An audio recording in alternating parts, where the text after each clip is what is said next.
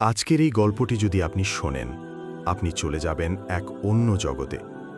বাসের ভেতরে দাঁড়িয়ে ছিল এক মা, হাতে ছেঁড়া ব্যাগ, কোলে এক ছোট্ট বাচ্চা। সবার চোখে এসেছিল অচেনা, উপেক্ষিত, অবহেলিত।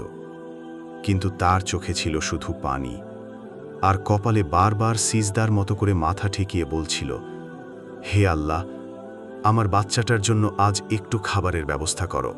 সামনের সিটে বসেছিল এক তরুণ, স্মার্টফোনে ব্যস্ত, হেডফোনে গান বাজছিল। হঠাৎ তার চোখে পড়ল সেই মায়ের মুখ, ভেঙে পড়া চেহারা, চোখে গড়িয়ে পড়া নীরব কান্না। সে হেডফোন খুলে চুপচাপ উঠে দাঁড়াল। সে মার হাতে একটা খেজুর আর একটা পানি দিল।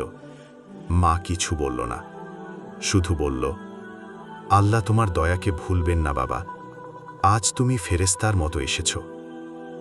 সেই রাতেই তরুণ স্বপ্নে এক আলোকিত চেহারার মানুষ দেখে।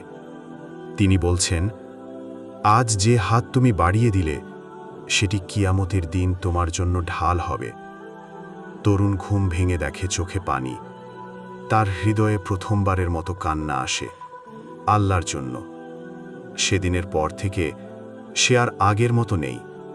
সে দান করে, মানুষকে ভালোবাসে, কারণ সে জানে, একটি মায়ের কান্না যদি আকাশ কাঁপাতে পারে, তবে একটি দয়ার কাজ আখিরাতে জীবন বদলে দিতে পারে।